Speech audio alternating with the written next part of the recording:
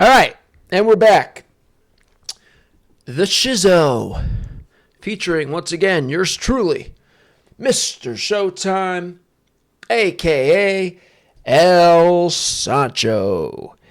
And today, we're sticking with this WrestleMania main event and the comings and goings and happenings surrounding WrestleMania and the main event. The Rock, Cody Rhodes, Seth Rollins, Roman Reigns. All right? So let's get right into it. I have an article pulled up here from Inside the Ropes. WWE talent irritated by apparent double standard surrounding The Rock. See what they're upset about. The Rock returned to WWE to set up the biggest tag team match in WrestleMania history, but some of his choice language in his promos has reportedly irritated his peers.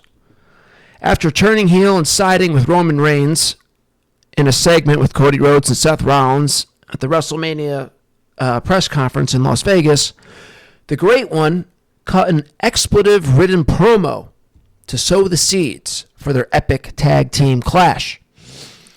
In the weeks that followed, the People's Champ channeled his former Attitude Era persona, wearing his expensive shirts, shades, and of course cutting scathing promos on the live crowds as well as his opponents.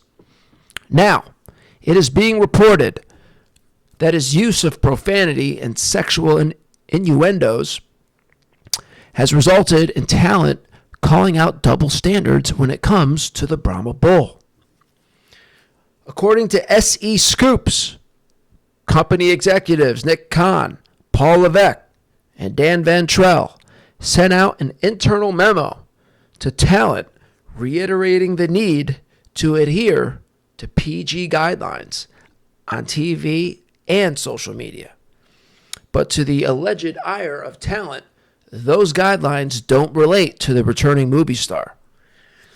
The outlet states that some backstage are unhappy with his preferential treatment and were told that the thinking is, here's the quote, even if he is the big movie star, shouldn't everyone play by the same rules?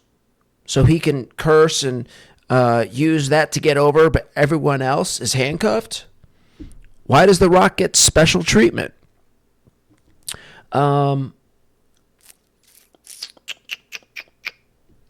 Okay, so that's basically the article.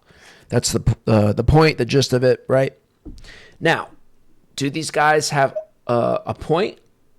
Sure. I feel these guys, to a certain extent.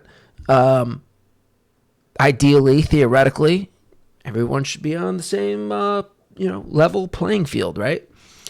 But the problem is, there's two problems. The first problem is that you have to remember the nature of reality. The nature of reality is important, okay? You have to just come to terms with reality. And that is special rules for special people.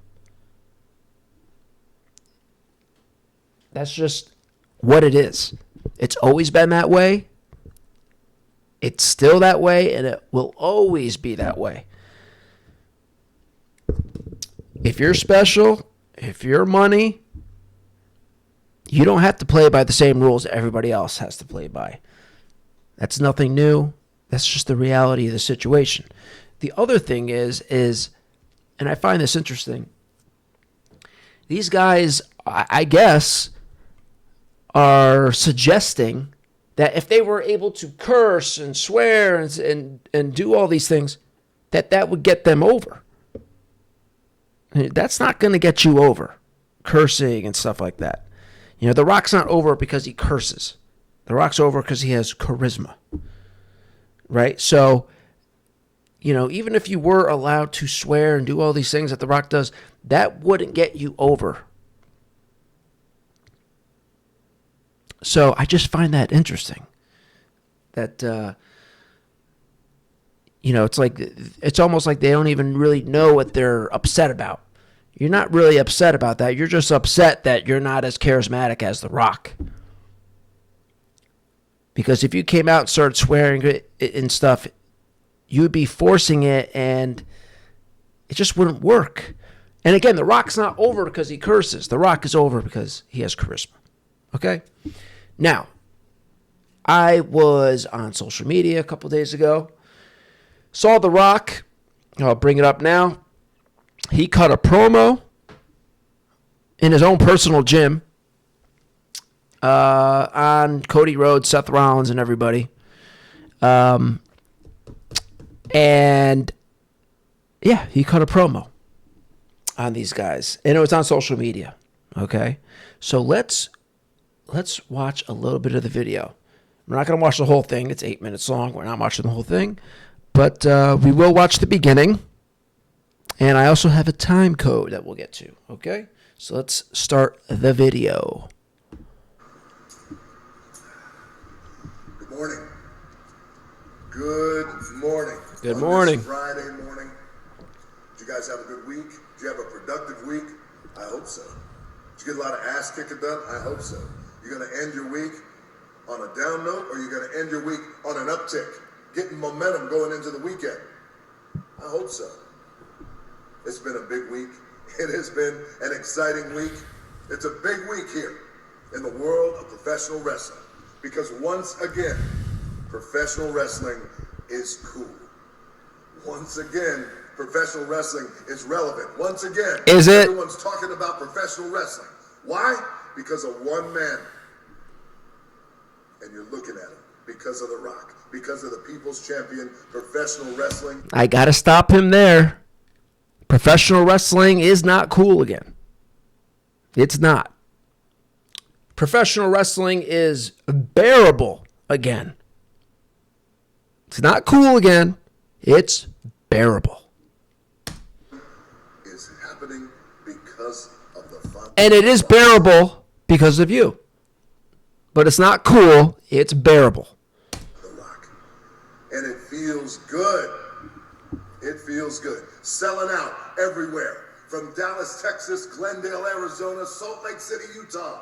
So what? Memphis, Tennessee. Tonight, after this workout, The Rock is going to jump on his private jet. He's going to fly down to Memphis, Tennessee, and get ready. Live SmackDown. The Rock is coming home, baby. Cannot wait. That's good unleaded. That's good unleaded. It's been a big week, though. A lot to celebrate. Ratings are up. Sellouts everywhere The Rock goes. Wrestling is cool again, all because of The Rock. It's also been a big week because everyone is... Let's go back to these stats he has here. Friday Night SmackDown, audience up 16%. That's it. 16%. Wrestling's back. Wrestling's cool again for 16%. I mean, this is basic business that I predicted. Not good business, basic business. Remember, this is what I predicted at the very beginning. In demo, as Dwayne "The Rock" Johnson makes his return to the ring. The Rock has been heating things up for the WWE. Okay. All right. Blah, blah, blah. This is just repeating the same thing. Yeah, no, wrestling is not cool again. Wrestling is just bearable again. And, I was thinking about this. This is very telling to me. So, with all this stuff going on, The Rock's back. I've noticed that, well, I guess you could say conspicuous by his absence or something. I don't know. Where is Roman Reigns? You know, this proves that wrestling, what you're saying, Rock, is incorrect. Wrestling's not cool. Wrestling's not back. How could wrestling be back when the champion, Roman Reigns, who's been champion for 3 years, is like practically invisible with you around? The WWE's biggest star, their champion for the last 3 years, hasn't been beat in 3 years, is basically invisible with you around. You can't, like, Roman Reigns is like, you just can't see him. because he pales in comparison to how big of a star you are. And then Seth Rollins and Cody Rhodes, I mean, give me a break. This is like, it's so glaring that the WWE has a big-time superstar problem. These guys aren't stars. Roman Reigns is not really a star.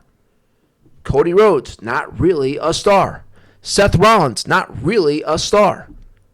They're not.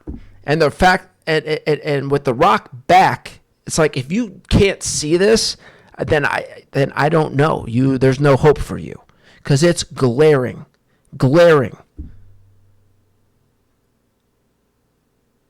Roman Reigns might as well not even exist with The Rock back. It's like, it's crazy. It's amazing how he dwarfs everything. The Rock is a true star. Truly a star. And if anything, this is just showing, it should be showing you how big of a problem the WWE has right now.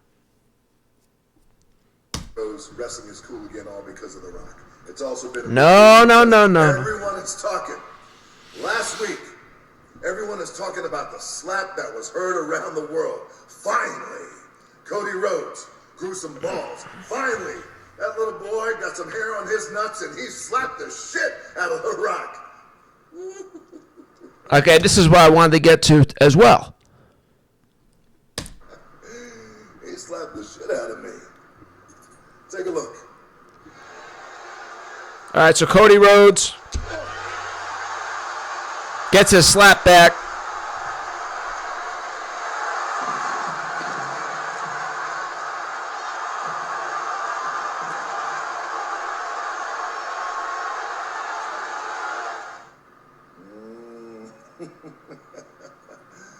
Well done, Cody Rhodes. The Rock has been waiting for you to man up, giving him a challenge that's worthy of the great one. Ooh, that was a good slap, too. What did The Rock do? He didn't pretend like he was angry. He didn't get a bunch of goofs and jabronis trying to hold him back. No. The Rock took your slap like a man. In fact, The Rock... We're coming up on what I want to show you here, so I'm going to let it play. Yeah. Because The Rock likes pain. But that's a whole other conversation. And Cody Rhodes, The Rock couldn't wait. The world couldn't wait to see how you were going to react and respond after that Friday slap. On Monday Night Raw, 2 days later, what were you going to do? Right here. And you get on Monday Night Raw, you get in the middle of that ring, the world is watching, and here's what you did. Watch. Here's how you responded to the biggest moment of your career when you slapped The Rock. Take a look. Watch this. My mother. She's the only one I got left. And I can't hand it to Dusty Rhodes, but I certainly can hand it to Michelle Rubio.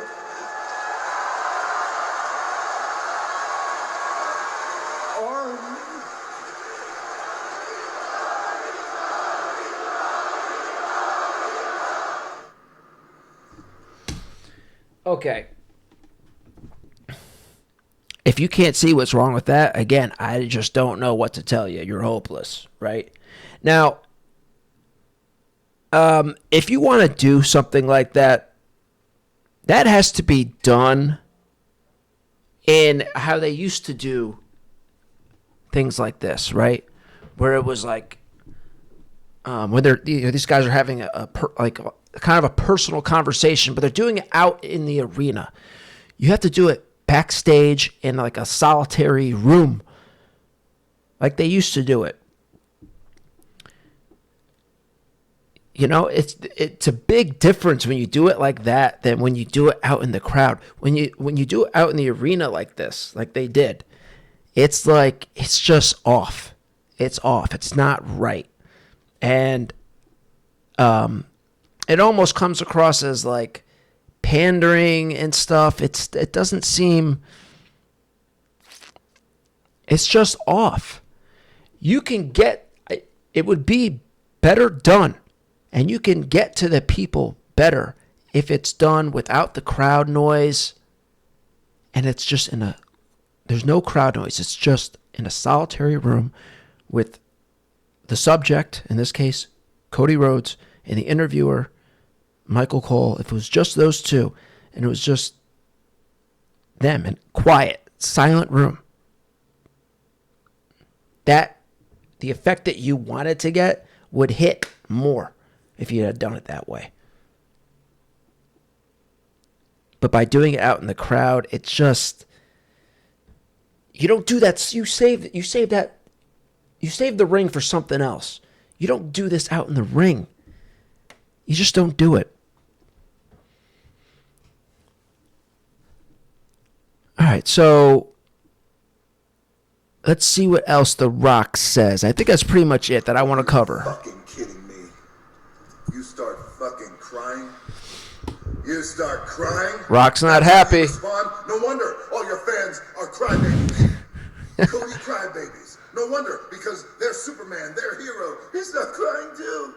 You can cry. You can cry. I can't give the belt to Dusty, but I can give it to my mama. I can give it to my mommy. My mommy. Shut the fuck up. Give it to your mommy. Yeah, it just comes, there's a difference. When you did it like they did it, it just comes across as weak.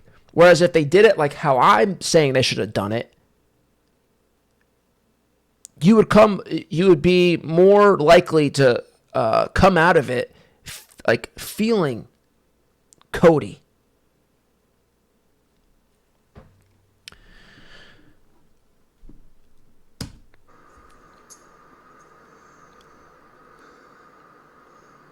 I think this is pretty much it for The Rock.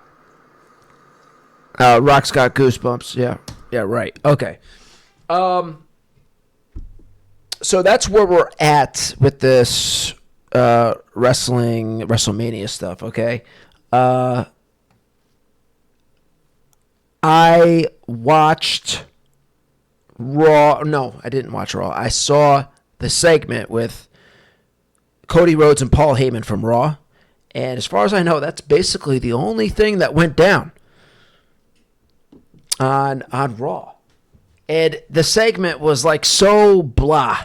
You know, Cody's now he's out and he's got a little bit of fire, but it's just off. So everything with Cody Rhodes is off in terms of his personality and his charisma. It's all off. Hold on one second. Let me check.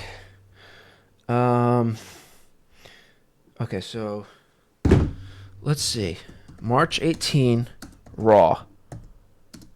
Rock, Cody, Roman, Seth.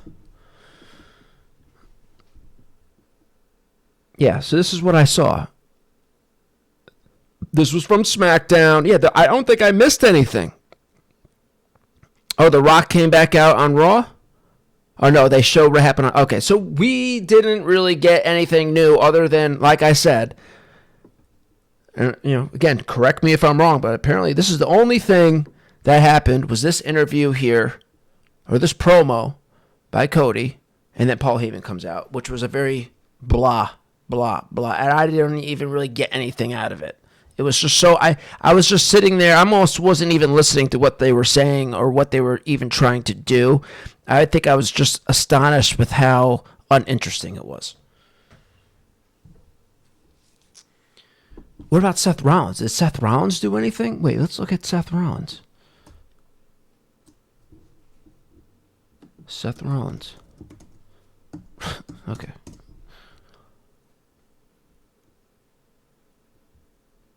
Seth Rollins is getting mixed up with... Okay, we're not watching that. Okay, so he's mixing it up with Drew McIntyre for some reason. Okay. No, thank you. No, thank you. Oh, but we do have this. I wanted to cover this. Becky Lynch. Becky Lynch visiting the White House. Visiting Uncle Joe Biden at the White House for St. Patrick's Day. Because she's Irish, and I guess Joe Biden, they're saying, is Irish too. Okay, and he invited a lot of famous Irish people to the White House, and Becky Lynch was one of those people. That's interesting. I don't know how that happened. Maybe with connections. That's bizarre. I mean, there's no way Joe Biden's actually knows who this Becky Lynch is, right? It must be through this Ariel Emmanuel, or whatever his name was, Ari Emanuel, or Nick Khan, or one of these characters who have connections with connections and networking, and let's get her into the White House. But hey, good for her. Pretty cool, right? And she looks pretty good. Becky's kind of hot. I don't know. I never thought she was ugly, but I mean, she looks pretty good here, I'd say. Probably took her quite some time to get ready, it looks like. But, hey, the end result looks good, right? Oh, look, yeah, she's got her book here. And then, see, now it's hard to tell, because with these filters and stuff, it's hard to tell what's actually going on. But, okay, she has a good moment here. Seth Rollins wasn't invited to the White House. Remember what The Rock said? Seth Rollins is cackling fool. And his wife is more popular than you. More popular than you. That's how The Rock said it. It sounded like he said popular instead of popular. Your wife's more popular than you. So let me get to the part where she left. All right, so let's look at some of these pictures. Yeah, so yeah, she looks nice. She looks nice. Kind of a cool outfit. Reading her book, The Man, and she even snuck. Yeah, see, she snuck her book onto the bookshelf at the White House. They probably threw it out right after. But maybe not. Maybe she snuck it by him. Next to, what are these books called? Let's see what they say. Leaves of Grass. What? Or it says Leaves or Grass. Walter. That's hard to read. Because we do want to know what kind of books are at the White House, right? It's hard to read. Can't get real clear image. Zohar. And there's Becky Lynch.